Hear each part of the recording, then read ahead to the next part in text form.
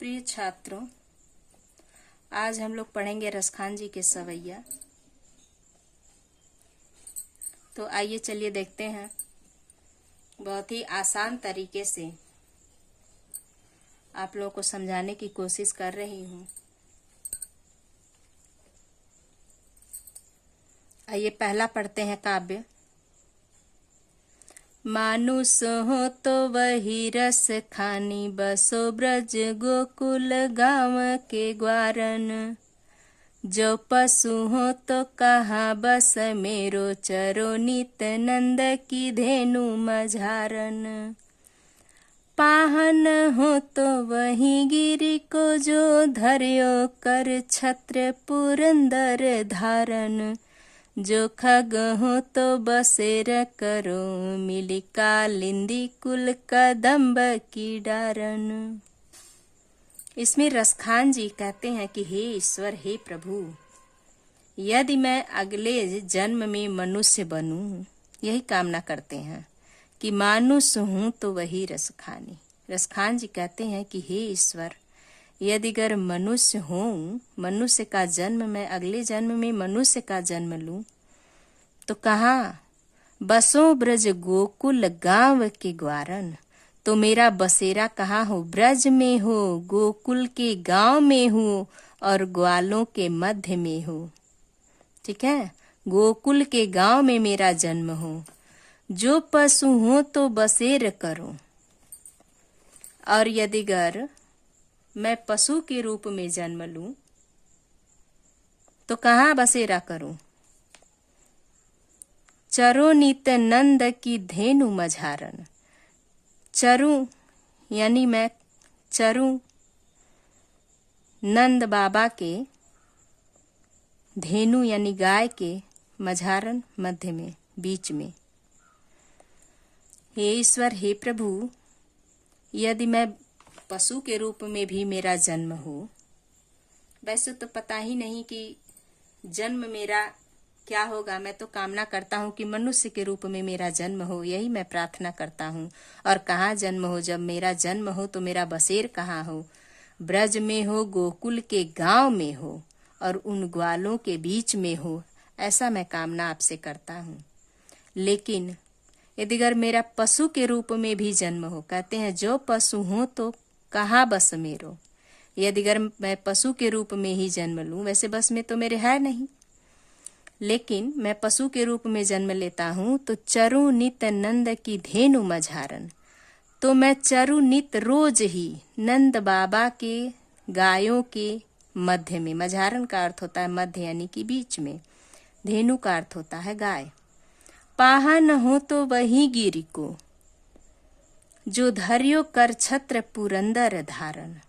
यदि मैं पहाड़ हूँ, पाहन यानी पहाड़ हूँ, पर्वत हूँ, तो वही गिरि को, उसी गिरि का, उसी पर्वत का पर्वत पहाड़ बनूं, जो धर्यो कर छत्र पुरंदर धारण। कर मतलब हाथ की उंगली पर इंद्रदेव द्वारा अति जलवृष्टि होने के कारण जब भगवान श्री कृष्ण ने अपनी छोटी उंगली पर धारण किया था जो पहाड़, जो पर्वत, वही पर्वत मैं बनूं, ऐसी मेरी कामना है। जो खग हो तो बसेर करूं। यदि अगर मैं पक्षी, खग का अर्थ होता है पक्षी, यदि मैं पक्षी के रूप में भी बसेरा करूं, यदि मैं पक्षी भी बनूं, तो मेरा बसेरा कहाँ हो? मिल कालिंदी कुल कदम्ब की डारन। मैं वही कालिंदी, यमुना कहा गया है कालिंदी को, यमुना नदी के किनारे, कुल यानी किनारे, कदम्ब की डाल पर, यानी यमुना नदी के किनारे जो कदम्ब का वृक्ष है, उसी डाल पर मेरा बसेरा हो, ऐसी मैं कामना करता हूँ। तो सबसे पहले इसमें आप लोग संदर्भ लिखेंगे। प्रस्तुत पद हमारी पाठ्य पुस्तक संग्रहित रसखान के सवैये से लिया गया है। इसमें कवि का ब्रज भूमि के प्रति प्रेम व्यक्त हुआ है, यह आपका प्रसंग है। प्रस्तुत प्रसंग में कवि का ब्रज भूमि के प्रति जो अनुराग है, जो प्रेम है, वह व्यक्त किया गया है। यह आपका प्रसंग है। दूसरा देखिए इसमें काव्यगत सौंदर्य भी आप लोगों को लिखना होता है। तो इसमें भक्ति रस है, भक्ति रस की अनुभूति की गई, ईश्वर की भक्ति की गई है। अनुप्रास अलंकार है, सवैया छंद है, माधुर्य गुण है, और भाषा ब्रज भाषा है, शैली भावात्मक है। आइए दूसरा पद देखते हैं। दूसरे में क्या लिखते हैं? आजू गई हूँ होती भो रही है, रस खानी रही वही नंद के भव नहीं। बाको जियो जुग लाख करोड़, जसोमती को सुख जात कहियो नहीं।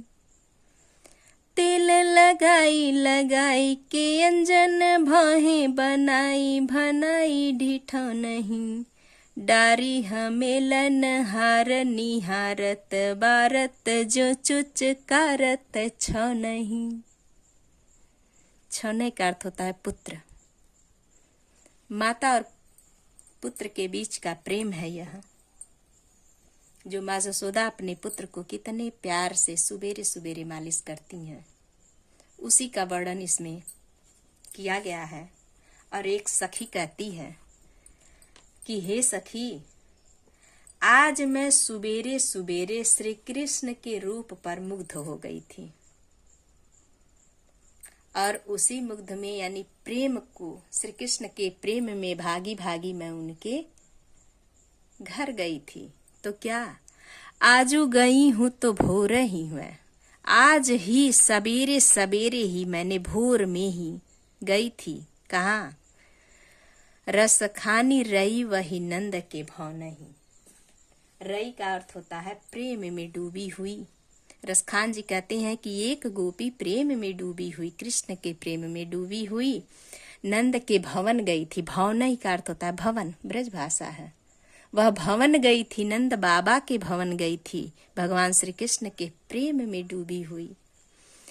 बाको जियो जुग लाख करोड़, जसोमती को सुख जात न कहियो नहीं। बाको मतलब होता है उनका, जिए, जुग लाख करोड़, उनका यानी जसोदा का जो लल्ला है, भगवान श्री कृष्ण है, वह लाख जुग करोड़ वर्ष तक जिए। जसोदा को जो सुख मिल रहा है, जो प्राप्त हो रहा है, वह कहते नहीं बन रहा है। कैसे मैं कहूँ कितना सुख, कितना आनंद जसोदा को मिल रहा है। ऐसा वह सखी आकर के दूसरी सखी से कहती है, और कहती है कि क्या सुख मिल रहा है, उसी का वर्णन करते हुए कहती है, तेल लगाई लगाई के अंजन भौहे, बनाई बनाई ढिठौ नहीं। सवेरे सवेरे जसोदा तेल खूब लगा रही हैं अपने लल्ला को, और अंजन लगा रही हैं यानी काजल लगा रही हैं, और उसी से भौहें बनाई बनाई, उनकी भौहों को बना रही हैं, खूब सुंदर बना रही हैं, इंद्रधनुष की तरह उनकी भौहें सजा रही हैं। और ढिठौ नहीं, और काला टीका लगा रही, कैसे? ऐसे चंद्रमा की तरह जो नजर न लगे बच्चे को, इस तरह टीका लगाया जाता है, ऐसे माँ जसोदा कर रही हैं। डारी हमेलन हार निहारत, बारत जो चुचकारत छौ नहीं। और एक हमेलन यानी विशेष प्रकार का आभूषण होता है जो गले में पहनाया जाता है, सोने का हार कह लीजिए। उनके गले में हमेलन यानी एक आभूषण को डाल करके निहारती हैं, उनको बार बार देखती हैं। बारत जो चुचकारत छौ नहीं, और उन्हें सैकड़ों बार निहारती हैं, उन पर न्योछावर हो जाती हैं, और अपने लल्ला को पुचकार पुचकार करके खिलाती हैं। छौनई का अर्थ होता है पुत्र, यानी भगवान श्री कृष्ण को, अपने पुत्र को जसोदा पुचकारती हैं, दुलराती हैं, खिलाती हैं। ऐसा वर्णन इसमें रसखान जी करते हुए कहते हैं। आगे काव्यगत सौंदर्य आप लोग देख लीजिए।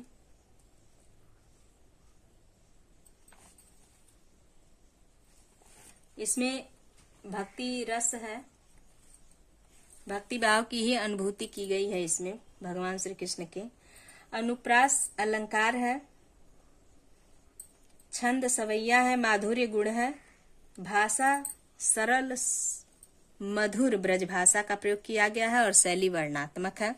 तीसरा देखते हैं हम लोग।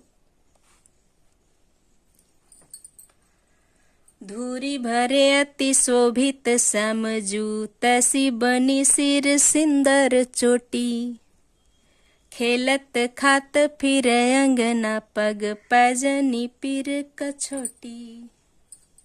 खेलत खात फिर अंगना पग बजनी बाजत पीर कछोटी।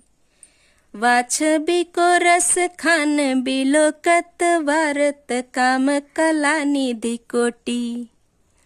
काग के भाग बड़े सजनी, हरी हाथ सोले गयो माखन रोटी। कितना सुंदर वर्णन। कहते हैं रसखान जी कि एक सखी दूसरे सखी से बात करते हुए कहती है, एक गोपिका दूसरे गोपी से बात करते हुए कहती है कि हे सखी, भगवान श्री कृष्ण का बाल रूप कितना मनोहर है। धूर भरे अति शोभित श्याम जो, भगवान श्री कृष्ण धूल में सने हुए कितने सुंदर लग रहे हैं, कितने शोभित हो रहे हैं। तैसी बनी सिर सुंदर चोटी, और वैसे ही उनके सिर पर एक सुंदर चोटी जो बाल बंधे हुए हैं वह शोभा पा रही है। कैसे? यानी जब बच्चों के सिर पर ऐसे करके चोटी बंधा दी जाती है तो फूलों की तरह वह निकलता है कली ऐसे, और लगता है कि फूल खिल गया हो, इतना सुंदर लगता है। फिर अगली पंक्ति में है कि खेलत खात फिरे अंगना, पग पैजनी बाजत पीरी कछोटी। कछोटी का अर्थ होता है कच्छा, यानी भगवान श्री कृष्ण पीले रंग के कच्छे पहने हुए हैं या पीले रंग के धोती पहने हुए। पीरी का अर्थ होता है पीला। खेलते हुए और खाते हुए, हाथ में माखन रोटी लेकर के वह खेल रहे हैं दौड़ दौड़ के और खा रहे हैं, और घूमते हुए पूरे आंगन खेलते खाते घूम रहे हैं, और उनके पैरों में जो पायल है वह बजती है, बहुत मधुर आवाज देती है, और पीले रंग के वह धोती पहने हुए हैं या पीले रंग के कच्छा पहने हुए हैं। वा छवि को रसखान बिलोकति, वारत काम कला निधि कोटी। और उनकी छवि को देख करके, उनकी सुंदरता को देख करके रसखान जी कहते हैं कि उनकी सुंदरता को देख करके वारत काम कला निधि कोटी, सैकड़ों कलाओं, कामदेव के सैकड़ों कलाएं उन पर न्यौछावर कर सकते हैं। यानी कामदेव जो हैं वह सैकड़ों अपनी कलाएं उन पर न्यौछावर कर सकते हैं। किन पर? यह छवि को देख करके, यह सुंदरता को देख करके।